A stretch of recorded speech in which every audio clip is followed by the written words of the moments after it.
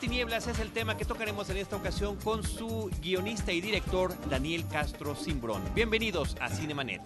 El cine se ve, pero también se escucha. Se vive, se percibe, se comparte. Cinemanet comienza. Carlos del Río y Roberto Ortiz en cabina.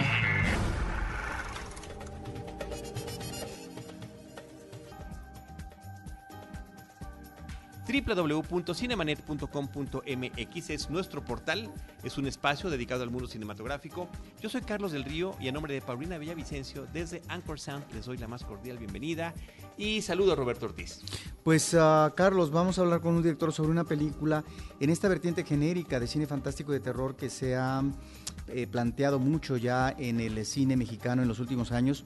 Bienvenidas estas producciones, pero muchas de ellas lamentablemente han fijado su atención en una especie de imitación burda, a veces inclusive narrativamente, del cine de Hollywood, y creo que estamos ahorita en las tinieblas ante un producto diferente. También está con nosotros Diana Gómez, @deidali. ¿Cómo estás, Diana? Muy bien. ¿Lista para platicar con Listísima. nuestro realizador invitado el día de hoy? Así es, pues bienvenido, Daniel. Muchas gracias por la invitación a todos, Carlos, Roberto, Diana. Al contrario, gracias a ti por venir. Estamos platicando contigo a un par de días de que se estrene comercialmente tu película Las Tinieblas, tu segundo largometraje. Y bueno, para esas alturas, cuando lo están escuchando, a lo mejor ya está estrenada. Pero lo que sí quisiéramos comentar en primer lugar, que le dijeras a nuestros amigos cinéfilos, al público de Cinemanet, desde tu punto de vista como realizador, como guionista, como director, ¿cuál es la premisa que manejas en Las Tinieblas? Bueno, voy a intentar ser conciso porque es una película que tiene varias capas, varios niveles de lectura, pero es una película sobre una familia que vive recluida en esta casa, en un bosque lleno de neblina. El padre tiene encerrados a sus hijos en el sótano de la cabaña y les dice que hay una bestia salvaje en el exterior. Entonces, digamos, esta es la amenaza y los está protegiendo de esta amenaza. La película comienza cuando desaparece el hermano mayor, ¿no? Y con el otro hermano vamos a ir descubriendo qué es lo que está pasando realmente en esta historia. Que ese prólogo, lo que estás diciendo de la desaparición del hermano al inicio de la película y estos antecedentes que nos estás brindando, que es justo cuando se llega al título de la película Las Tinieblas, sí, podría ser un cortometraje.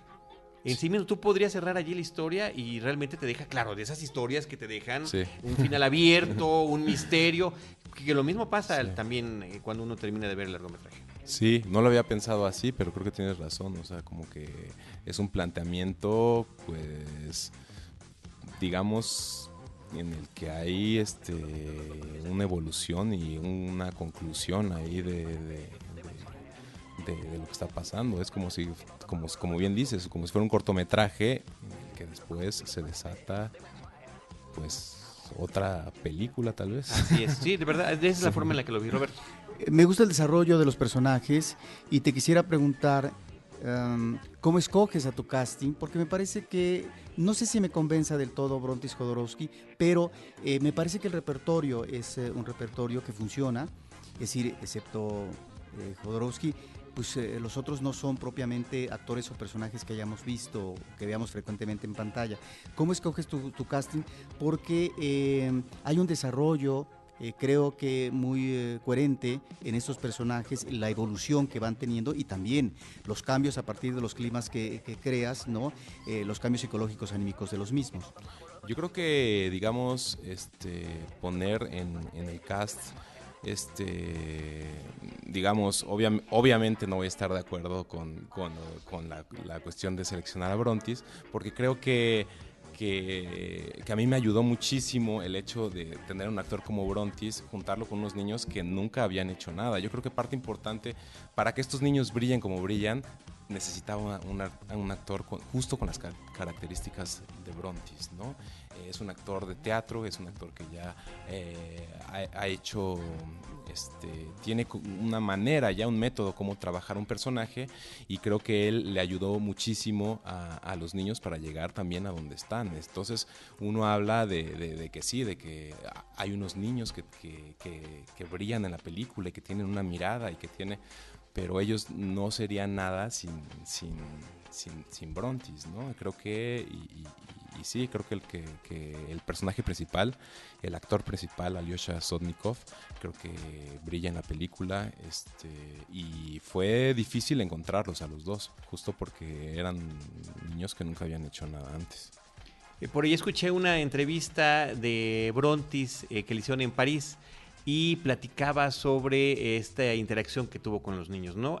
Él, sobre todo, habiendo tenido también la experiencia de haber empezado a actuar desde chiquito con su papá. Sí. Y que le tocaba ser, eso me hizo mucha gracia, ser el policía bueno y el policía malo, ¿no? De repente Sí. el que los consentía y de repente también el que le jalaba las orejas. Sí, yo creo que yo soy un director que le gusta mucho disfrutar el trabajo y que los demás lo disfruten. Entonces, como decía Brontis, pues sí, yo hacía del policía bueno porque me gusta el trato humano, porque a mí no me gusta tratar mal a nadie. Sin embargo, en la relación familiar era importante que hubiera este otro personaje que también le diera otro trato a los niños y que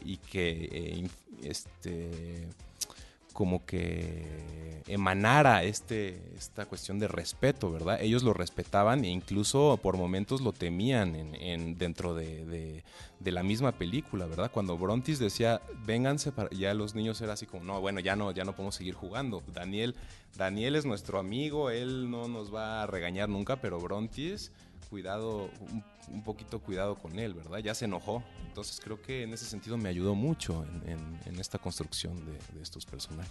Pero además ya habías trabajado con él en otro proyecto, ¿no?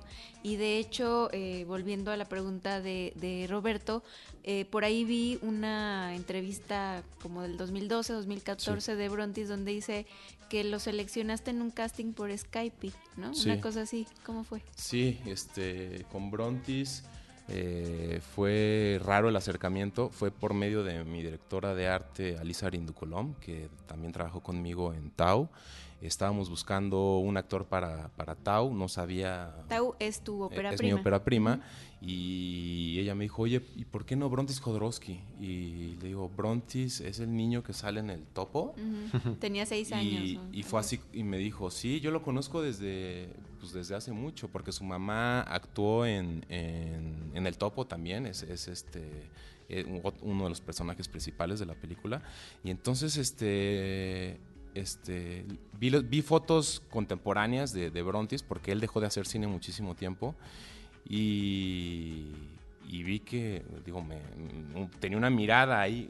Yo siempre me fijo mucho en los ojos cuando escojo a mis actores, y vi una mirada triste, una mirada ahí, algo me comunicó, y entonces quise contactarlo y le escribí un mail, y luego ya él se entusiasmó un montón porque le conté que era una historia del desierto.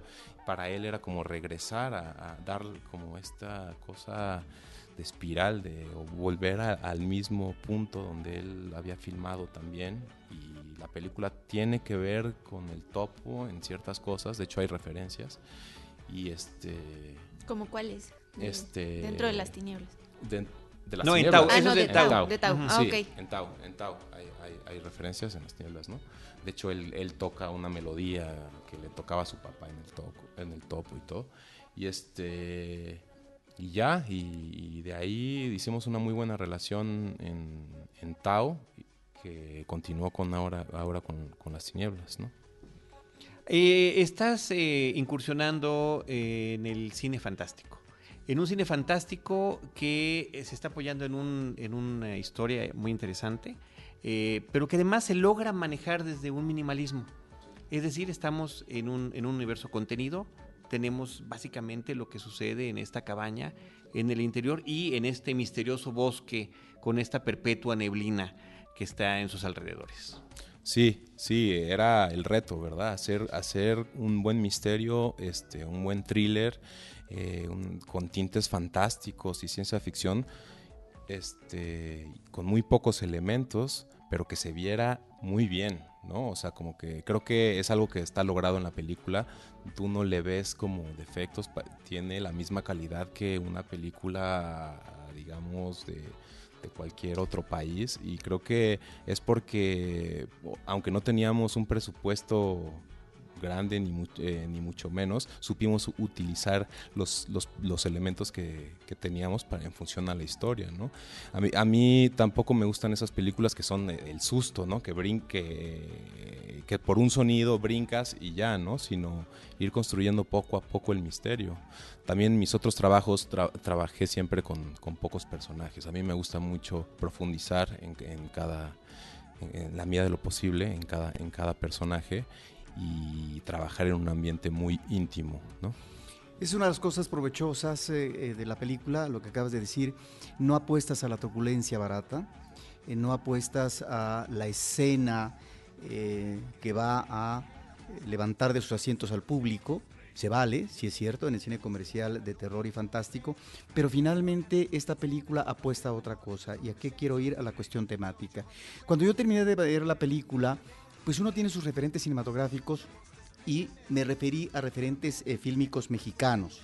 Y por supuesto que me acordé de la película de Arturo Ripstein, El Castillo de la Pureza, que tiene una línea temática similar a propósito de un padre, inspirada en un caso real, con un tratamiento, digamos, muy del director, que encierra a su familia porque afuera está la contaminación. Ese mundo externo finalmente es un mundo que puede afectar a la familia, y por lo tanto hay que protegerla. Esta es una de las premisas que vemos en tu película, y me parece en ese sentido sumamente interesante cómo ahora en clave genérica, es decir, otro género, se establezcan puntos que tienen que ver con qué, con la familia, con las relaciones, y tal vez también en el caso de la evolución del personaje Argel, creo que se llama, el hermano intermedio, de la búsqueda también de la libertad, ¿no? Y en esta búsqueda de libertad también se presenta la posible rebelión o no. De tal manera que estos puntos me parece que están ahí en la película, descritos a partir del desarrollo psicológico-emocional de los personajes, y que me parece que efectivamente se está abordando una situación que es muy apremiante a partir de estos elementos de suspenso, como tú dices, pero que al conectarnos con problemáticas familiares, pues nos está estableciendo un universo muy específico, sí, pero que finalmente puede, por ese lado, resultar muy atractivo al espectador. Sí, yo creo que resulta muy atractivo al espectador, y al espectador latino, y sobre todo al espectador mexicano. Creo que la familia para nosotros, para nuestra cultura, es el punto de partida de todo, ¿no? O sea, como que... Y yo creo que como ser humano, ¿verdad? O sea, como que es donde se teje, digamos, quiénes vamos a ser. Entonces, como que tú a partir de relaciones familiares puedes hablar de lo que sea, ¿no? Y a mí me gusta mucho tocar esos temas. También son temas, obviamente tengo estas referencias, como bien hablas, de El Castillo de la Pureza, que es una película que me impactó mucho, pero también hay una cuestión personal ahí, una cosa con mi propio padre de la que yo hablo, ¿no? Ahí. Tuve también una niñez o partes de mi niñez que fueron difíciles, ¿no? Tener un padre también alcohólico, y una cosa como que uno empieza no sabes cómo hablar de esto hasta que lo sacas de una manera, y en este caso es esta película. Creo que también habla de una cosa social que estamos viviendo hoy en día, y que es muy, muy contemporánea, ¿no? A mí me gusta, por eso me gusta mucho El Castillo de la Pureza también, porque es de estas películas que no tienen tiempo, pueden suceder en cualquier época, en cualquier lugar del mundo, como Las Tinieblas, y ahora que estamos viviendo con esto de los muros que están poniendo, esta necesidad de protegerse del otro, ¿no? No importa, llamémosle terrorista, llamémosle narcotraficante, llamémosle como sea, pero... Llamémosle mexicano. Mexicano, exacto, y que es el malo el otro, ¿no? Yo voy a proteger a los míos, voy a proteger porque nosotros somos los buenos, ¿no? Y el terror está siempre afuera, entonces hay que ponerle muros, hay que encapsularnos para nosotros estar bien. En ese afán, pues uno crea un mundo mucho más aterrador de lo que hay afuera, porque yo tengo la creencia de que el afuera es digamos, es una representación de nuestro adentro. Nosotros creamos la realidad, ¿no? Entonces, todos estos peligros, todos estos miedos siempre están adentro de uno, ¿no? Perdón, en esa línea de estos riesgos, peligros, de la realidad ominosa exterior, es que podríamos, sin que obviamente nos expliques, porque no se trata, el público tendrá que ver la película, un personaje que de repente uno pareciera que es un personaje apacible, bondadoso, un personaje externo, y de repente encontramos una reacción fatídica por parte de él, ¿no? No sé si va en esa línea de expresión narrativa a propósito del mundo ominoso exterior. Sí, El personaje del viejo. Ah, el personaje del viejo, ¿te refieres? Sí, yo creo que es que esta película creo que tiene distintos, como les dije, distintos niveles de lectura, y también habla de la institución, digamos, la iglesia, ¿no?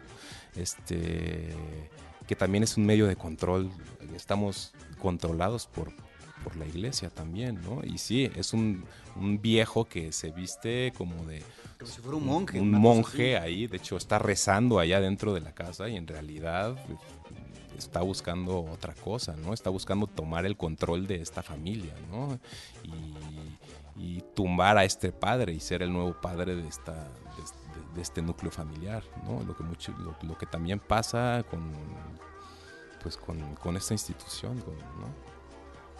Yo quisiera saber cómo se fue gestando tu guión. O sea, ya nos contaste un poquito que también tienes ahí algunas referencias de tu vida personal, pero también hay un tema ahí de cómo los niños llegan a este punto en el que van descubriendo los secretos de los adultos, ¿no? De la gente en la que confiaron ciegamente, y después empiezas a desconfiar de si lo que te cuentan es verdad.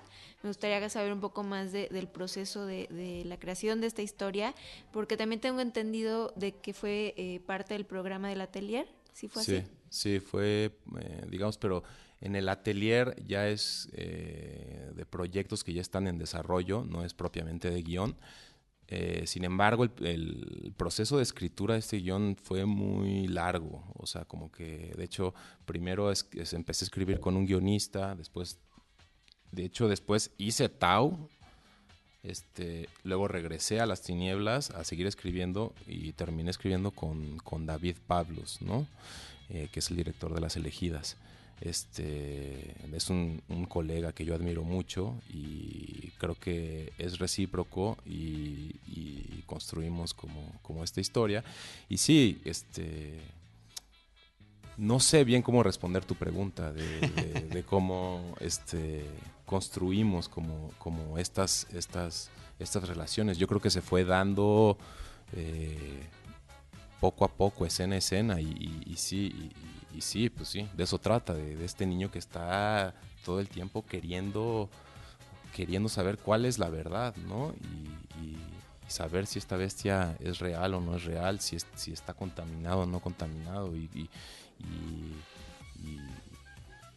descubrir el mundo. De hecho, Alyosha ayer hicimos una entrevista y dijo algo que me gustó mucho. Él no habla mucho, pero dijo algo que me gustó mucho. Dijo, es que mi personaje no le tiene miedo a su papá, le tiene miedo a no saber la verdad, ¿verdad? O sea, le tiene miedo a eso, a que le escondan la verdad, o sea, como que, y entonces, sí, y lo que él quiere es eso. Entonces. Gran personaje el de Argel. Me parece que efectivamente está el personaje del padre interpretado por Brontis Jodorowsky, pero como espectador uno tiene que identificarse y tratar de hurgar, porque efectivamente en torno a la historia hay un misterio, por eso manejas la cuestión de la película a manera de thriller. Y Argel es realmente un personaje que evoluciona de manera muy congruente, creo yo. Sí. Porque encontramos las diferentes fases que se pueden dar en la preadolescencia o ya en la adolescencia. En el caso de él, esta evolución nos lleva a una búsqueda dentro de la familia, pero a una búsqueda también en el exterior. Están patentes y me parece que ahí, y es donde quisiera hacerte la pregunta, están muy bien reflejados los miedos y los temores. ¿A partir de qué? A partir de una realidad que efectivamente no puede ser ese tal vez en ocasiones el punto de partida, en tanto que es una realidad que falta por descubrir, falta por hurgar en ella. Sí. Y él se tiene que atener a los sueños, y entonces está la realidad onírica. Sí, sí. Y ahí es donde me parece que la película se vuelve exploratoria dentro de la psicología y las emociones del personaje infantil, y me parece sumamente interesante, porque es a él al que le corresponde, es, digamos, el que va llevando, digamos, la historia, y en ese sentido, estos elementos propios del cine de terror, la cuestión de los sueños, ¿no?, pues resulta que son esos, son sueños, lo cual me parece que están muy bien manejados y en cada uno de estos momentos que él está viviendo. Sí, yo creo que la cuestión onírica es fundamental en esta historia, y todos esos momentos, como dices, que son como de terror, en realidad son sus sueños, es lo que su papá le creó, ¿verdad? Este mundo que le metió en su cabeza, ¿no? Entonces, cuando vemos a esta especie de bestia, en realidad era un sueño de Argel, ¿no? Y entonces como que así se construye todo el mundo interno del personaje.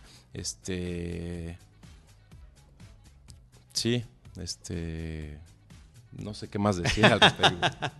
Oye, yo quiero retomar lo que te estaba preguntando, Diana, por el tema de tus propias referencias. O sea, si nos remitimos a un trabajo de una década anterior, ahí en el CCC, la película Bestiario, el cortometraje, pues hay muchísimos elementos de bestiario que podemos encontrar nuevamente en la película de Las Tinieblas. Estamos hablando del núcleo familiar, estamos hablando de la opresión desde uno de los padres de familia, el supuesto control, la intención de protección que termina siendo contraproducente, y en otros términos también los elementos, una bestia, un sótano, el encierro, o sea, son temas que atraes en la cabeza desde hace mucho tiempo. Sí, me sorprende que hayan visto todo casi todo lo que he hecho. Sí, Bestiario para mí es un cortometraje bien importante en mi obra,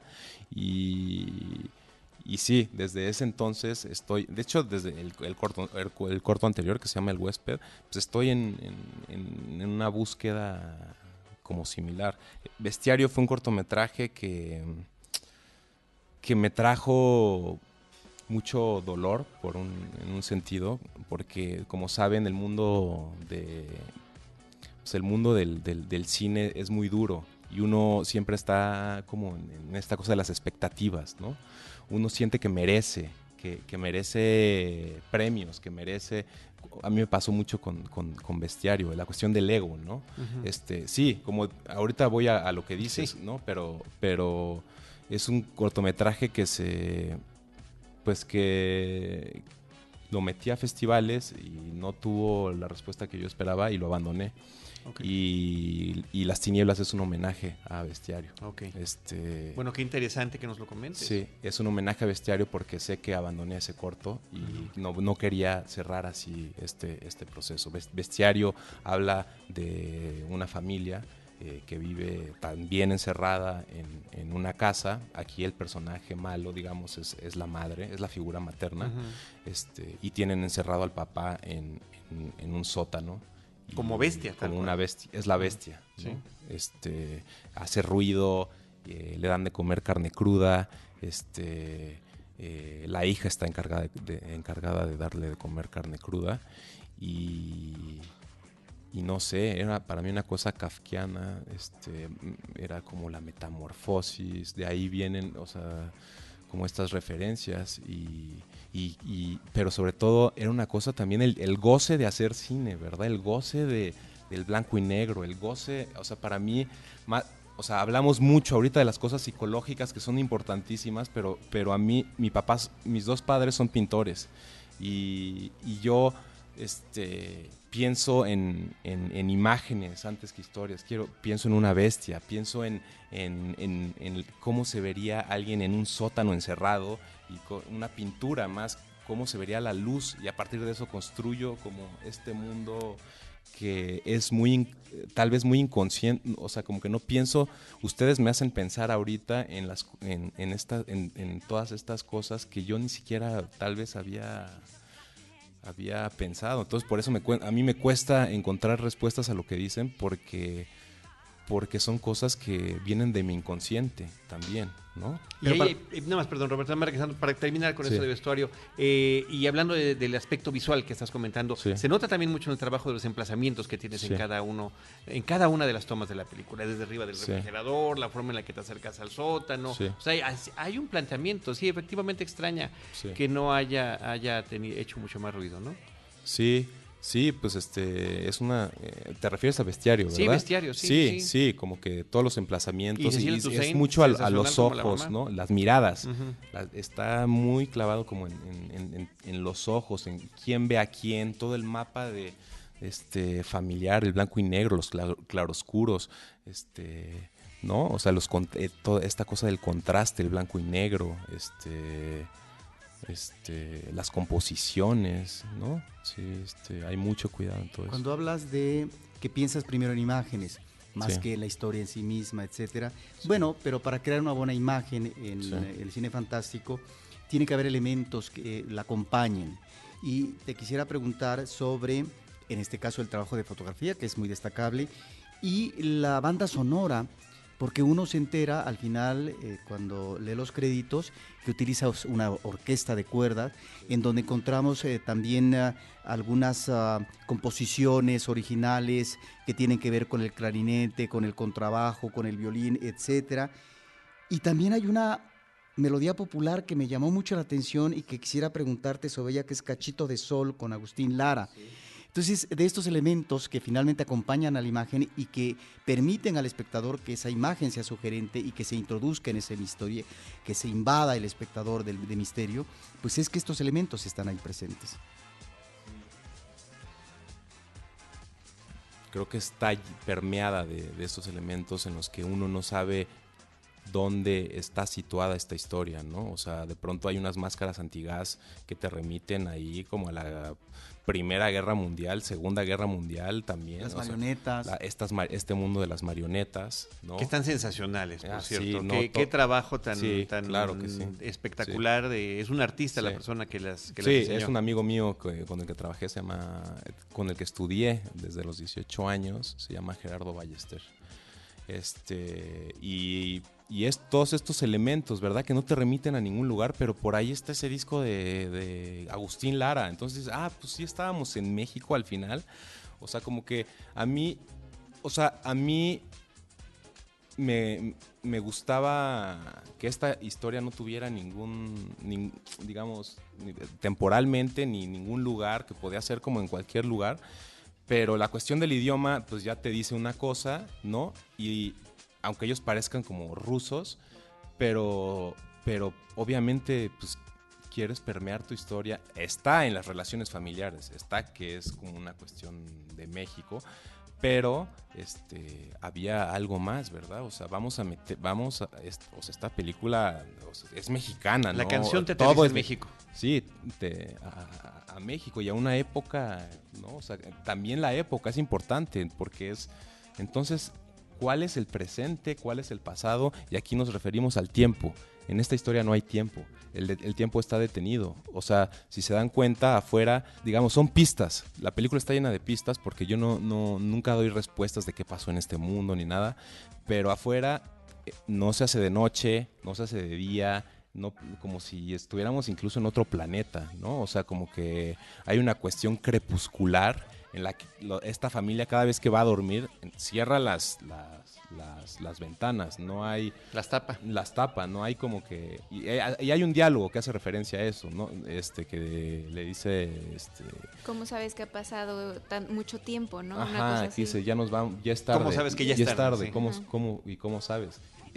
Solo es un diálogo y no voy a hacer referencia a eso en ningún momento de la película, pero te dice algo como ¿qué está pasando aquí, no? En una película de Hollywood esto sería, es el año no sé qué, cayó un meteorito y de la Tierra, o sea, una explicación al principio de la película que no tiene ningún sentido porque esta historia es sobre un padre y sus hijos y es un drama familiar de un papá que está intentando proteger a sus hijos y les crea este mundo. Sí, pero en esa creación también llena de inquietudes, de dudas que se quedan con el espectador. Sí, sentimos que estamos en un mundo postapocalíptico, ¿no? En una realidad de ese tipo. Efectivamente parece que el tiempo se detiene, ¿no? Uno consigue lo que hay.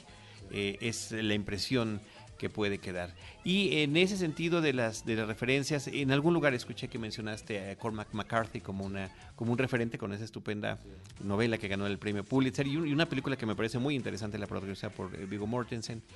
Y porque también está ahí la relación, ¿no? En este mundo al borde de la locura, ¿no? Al límite, y la relación familiar. Sí, yo creo que sin embargo, es una metáfora, obviamente, del mundo en el que estamos en este mismo instante, ¿no? Sí, creo que esta película nos habla del México de hoy en día, no nos habla de otra cosa, ¿no? A mí La carretera es un libro que me encantó, de Cormac McCarthy, porque es una relación muy entrañable entre entre un papá y un hijo en este mundo postapocalíptico. Yo no concuerdo con que la película... ¿No te gusta? Bueno, no, porque no, la referencia literaria. no, el libro es maravilloso, como que yo cuando lo estaba leyendo no podía... Llegó un momento que no podía dejar de llorar, era una cosa así como... ¿Qué me está pasando, no? O sea, ¿qué me está dando esto? Y creo que es como una de mis referencias. O sea, a partir de ahí dije, quiero hacer algo con esta. Pero el cine fantástico, la ciencia ficción siempre han sido grandes vehículos para hablar de otros temas, sí, y disfrazarlos, que creo que ese es el gusto que puede, sí, no claro, tenerle, claro, ¿no? Es hablar yo hablo de lo mismo, finalmente hablo de lo mismo que estamos hablando todos y que hablan los demás cineastas. Esta realidad en la que estamos viendo simplemente es abordarla desde otro punto, desde otro lado, ¿no? O sea, es el cine que a mí me gusta ver. ¿Y por qué en México no se está haciendo este tipo de cine? Es así. Y con estos niveles y calidad de producción, que creo que lo mencionabas hace ratito, pero bueno, tan solo aquí en nuestra industria cinematográfica, la película tuvo varias nominaciones al Ariel en términos de diseño de producción, en la música de Carlo Ayón, que además había trabajado también con David Pablos en Las Elegidas. Por las dos películas recibió esta nominación, un hombre muy joven. Habrá muchas cosas que todavía tenga que producir y ojalá que las pueda canalizar hacia el cine. Y también el actor de Argel, me cuesta mucho trabajo decir su nombre, sí. Pues también nominado como revelación masculina. Sí, yo creo que es un trabajo que no sé, o sea, como que todos estos reconocimientos pues los merecen, porque finalmente son un montón de personas con un montón de talento, ¿no? A mí me sorprendió que Diego no fuera nominado al Ariel, por ejemplo. La fotografía es magistral, la dirección de arte, Alice Arindo Colom también.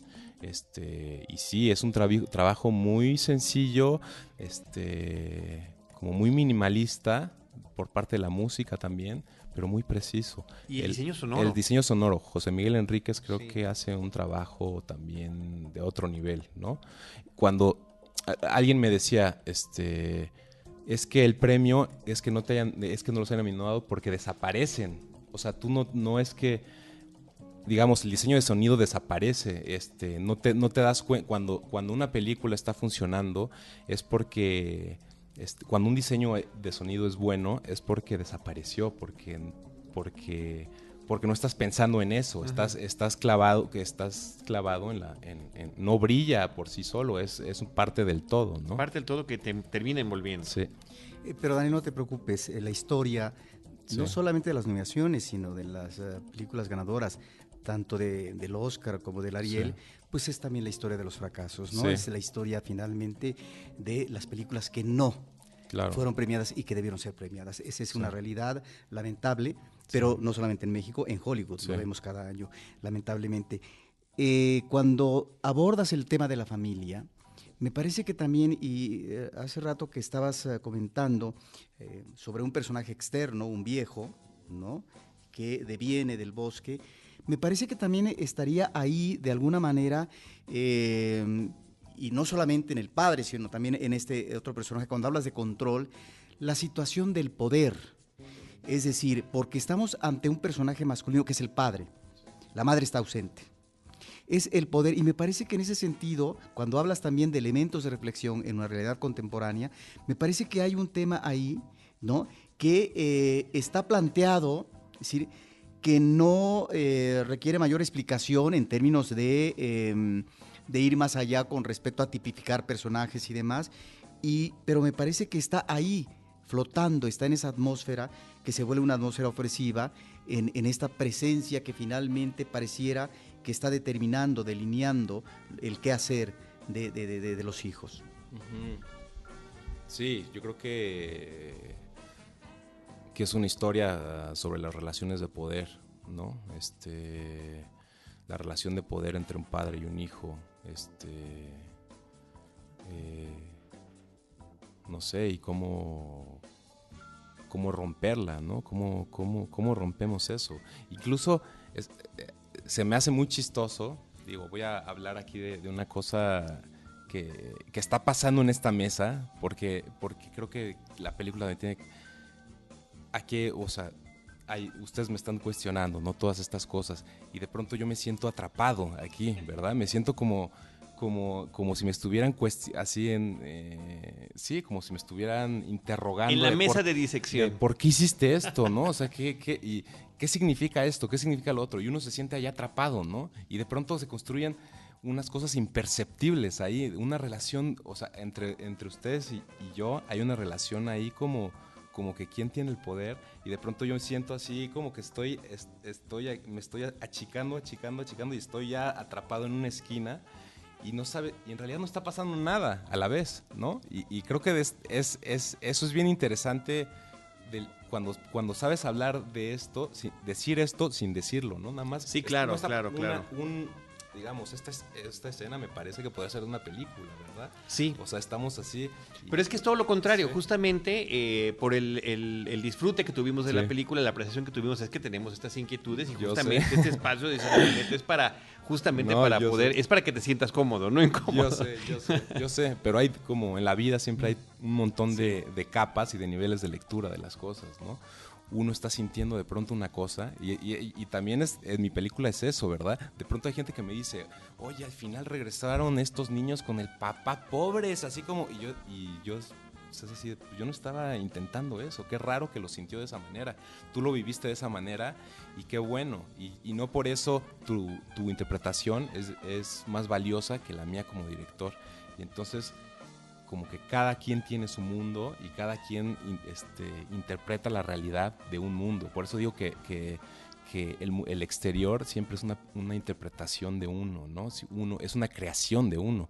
Porque yo aquí estoy imaginando que tal vez está pasando algo en esta mesa y ustedes están, no, o sea, como, pero después depende cómo lo viva cada quien, ¿no? Y eso. Oye, pues ya sé que no quieres como que ubiquemos mucho tu película en un espacio determinado, pero parte de mis lecturas, o sea, yo sí tenía la duda, ¿y dónde habrá sido la locación? ¿Cuánto le habrá tomado? O sea, me gusta como tener esos datos sí. de rodaje, cuánto te tomó hacerlo, ¿no? O sea, ¿qué detalles de este tipo nos puedes platicar? Y también quería preguntarte, digo, aparte, estos públicos, ¿qué te han dicho, no? Yo sé que estamos a punto de que se estrene ya de una manera más grande, pero ¿qué te han dicho los públicos que han tenido oportunidad de verla ya? Bueno, la película nos tomó desde que empezamos hasta que terminamos de alrededor de 6 años. Empecé en el 2010 a escribir el guión. Ahorita es 2017, entonces para mí en realidad la termino hasta que se la entrego ya al público y apenas ayer en la noche fue la premier, la estoy soltando. Fueron 6 semanas de rodaje en el Chico Hidalgo y fueron 1 año de edición, ¿no? Y la respuesta del público pues ha sido distinta en cada función, ¿no? No es solo en cada país, en cada función, porque porque las películas están vivas y cuando uno va al cine siento que ahí está pasando algo vivo y uno la vive distinto con un público que con otro. Si yo voy mañana a Cinépolis a verla, se va a generar una energía en la sala que va a ser muy distinta a que si voy al día siguiente, ¿no?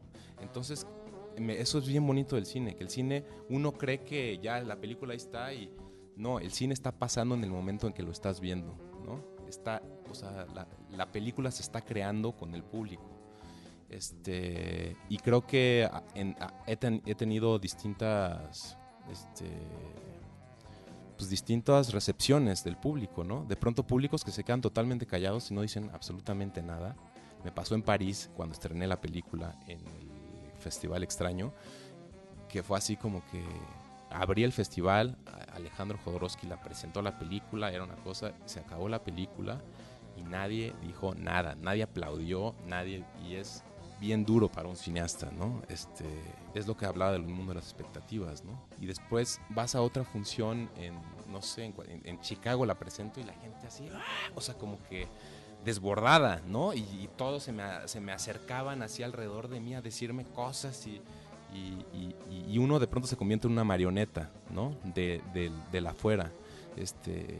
Estoy esperando a leer una buena crítica de mi película, ¿no? Y de pronto lees una crítica que es opuesta, ¿no?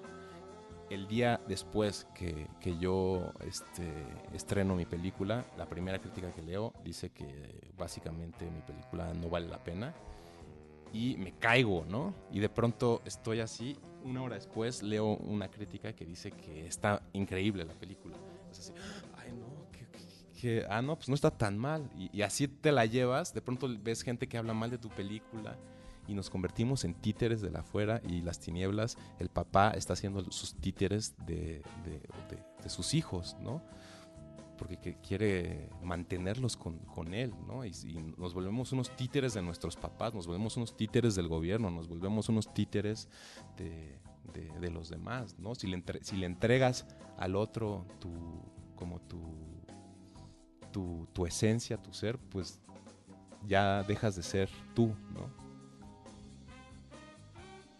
Estabas hablando de cuántos se llevó de tiempo la película y un amigo mío que vio la película hace algún tiempo, creo que amigo a su vez de alguien de tu equipo de trabajo, me decía que fue una película costosa. ¿Sí, efectivamente lo fue? Fue una película costosa para hacer una película mexicana de arte, ¿no?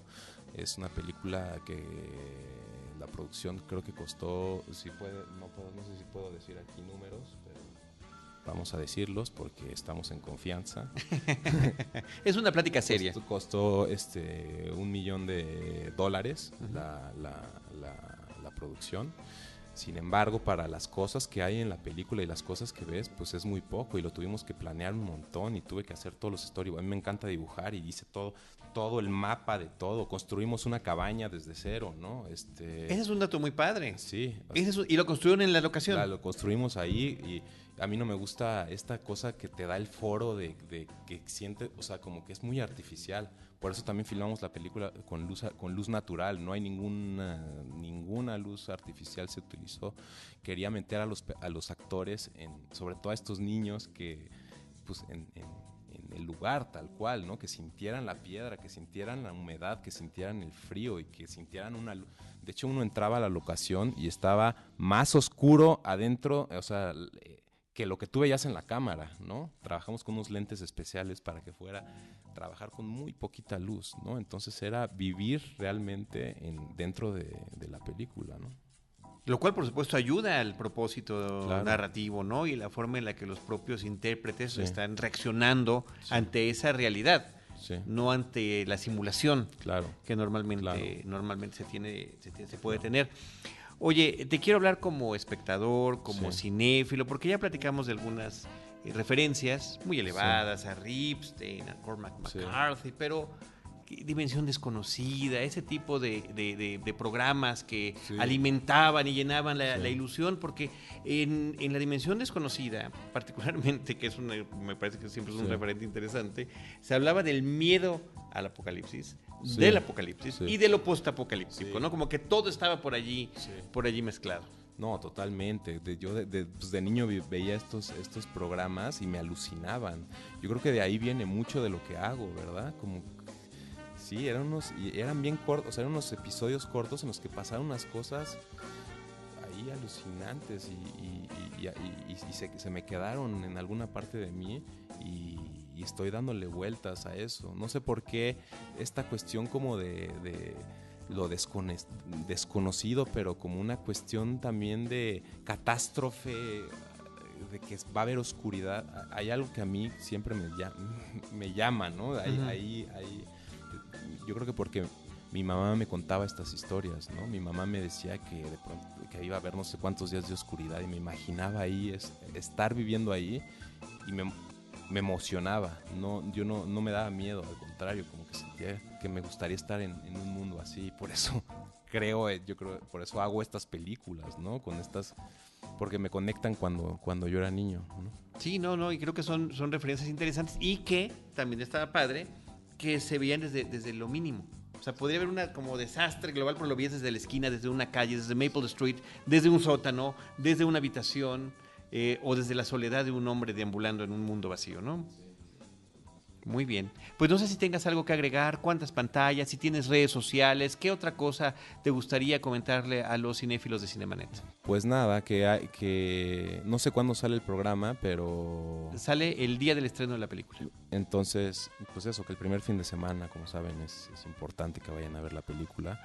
Es difícil para una película mexicana mantenerse en cartelera. Y si no van la primera semana, pues nos van a empezar a recortar, ¿no? Entonces eso, que se animen a ver una película como con una propuesta distinta a las que están acostumbrados a ver del cine mexicano, ¿no? El cine mexicano no incursiona en estos géneros, yo creo que sí en estos temas, pero es una película que está hecha con un cuidado muy especial. Cada elemento está pensado, cada pequeño detalle, cada cosita que ustedes van a ver en la película tiene un porqué, ¿no? Y creo que eso se nota y hay un trabajo de muchos años y de mucha gente bien talentosa ahí, que yo pude convocar para hacer Las Tinieblas. Muy bien. ¿Redes sociales de la película? Las Tinieblas, Facebook es Las Tinieblas y también Somos Piano es en Facebook. Uh-huh.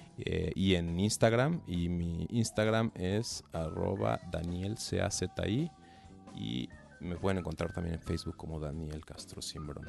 Muy bien, y ya otro día hablaremos de los animales, de los lobos, de los insectos, de las bestias. Sí. ¿O quieres decir algo sobre eso? No, pues es que como tiene tantos elementos la película, Ajá. se puede hablar de muchas cosas. Y sí, pues el mundo de los animales, esta cosa de los insectos que se están muriendo, ¿no? Uh-huh. Y como el mundo y el personaje de Luciana, que pudimos todavía darle muchas más claro. vueltas, pero la bueno, niña chiquita. yo creo que Los tiene que descubrir nuestro público en la sala Y cinematográfica. a propósito de ese personaje infantil femenino, fíjate que a mí me recordó cuando comencé a ver esta colección de insectos, pero sobre todo de mariposas. sí, Mariposas, digamos, como si estuvieran disecadas, sí. a una película de Wyler que se llamó El coleccionista, con Terence Stamp, que es un asesino serial Ajá. y que colecciona, diríamos. Bueno, él es cazador de mariposas. No sé si viste esa película. No la vi, no. Una película extraordinaria. Pero cómo el cine se comunica con el cine. Sí. A partir de uno lo que está viendo. ¿Por qué? Porque se vuelven referentes cinematográficos. Estén ahí o no plasmados en términos de homenaje o de referencia. Sí, sí. Lamentablemente ya en los últimos años muchas cosas que se hablan de homenaje son referentes, Claro. no necesariamente homenajes, y me parece que es a veces Sí. inútil, gratuito y un tanto estúpido estar hablando de homenajes, ¿no? Cuando Sí. son meras recurrencias, ¿no? Pero aquí me recordó esto porque tiene que ver con esta cuestión de la colección y cómo finalmente ella, en ese juego, Sí. no de fantasía, sino con un elemento real, pero que está muerto, pues está ahí en una especie de cápsula, ¿no? Atrapada en el tiempo, Sí. en donde finalmente su destino no está decidido por ella. Es decir, cómo el cine, en este caso el Claro. coleccionista, te remite a ciertas reflexiones a propósito de un personaje que efectivamente no porque aparezca poco en términos de su presencia actoral, ¿sí? Pero que finalmente es necesario para poder embonar en la historia mayor y en las conexiones de las relaciones familiares. Me parece que lamentable que ya no platicamos de ella, pero es un personaje sumamente interesante. Sí, pues muchísimas gracias. Daniel Castro Cimbrón, director de Las Tinieblas, que se estrena en cartelera comercial finalmente. A nombre de... Muchas gracias. Por gracias, Daniel. Nosotros, a nombre de arroba de Idalí, de Roberto Ortiz, mío, les recuerdo las redes sociales, @Cinemanet, facebook.com/Cinemanet, Cinemanet1 en Instagram y Cinemanet1 en YouTube. Desde cualquiera de esos espacios, nosotros les estaremos esperando con cine, cine y más cine. Cinemanet termina por hoy. Más cine en Cinemanet.